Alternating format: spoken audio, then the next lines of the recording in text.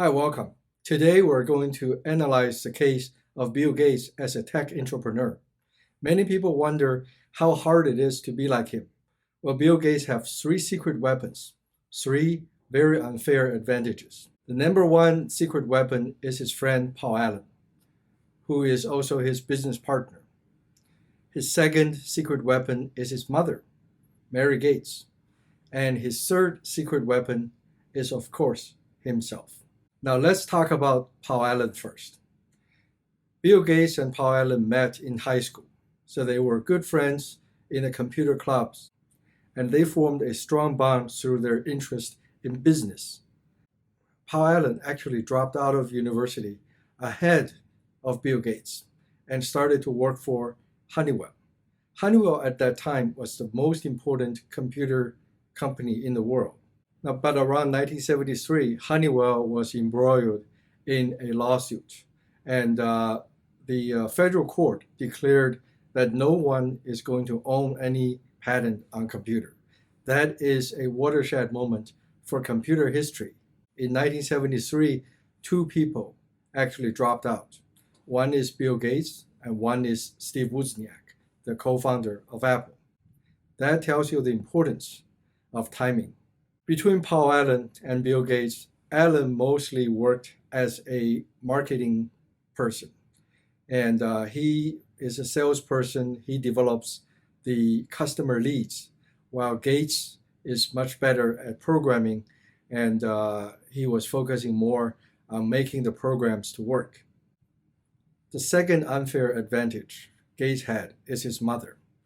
Now, his mother, Mary Gates, was a very good business person, and she was involved in a lot of local business activities and have taught Gates a lot of things about business.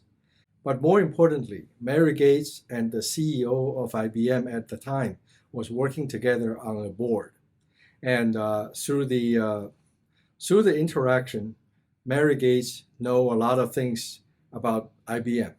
And through Mary Gates, Bill Gates is almost like an insider to IBM. He knows a lot of things that outside people do not understand about IBM. Now let's talk about the third weapon of Bill Gates, which is himself. Bill Gates is a wondrous technical genius, of course, and he learned computer programming at a very early stage.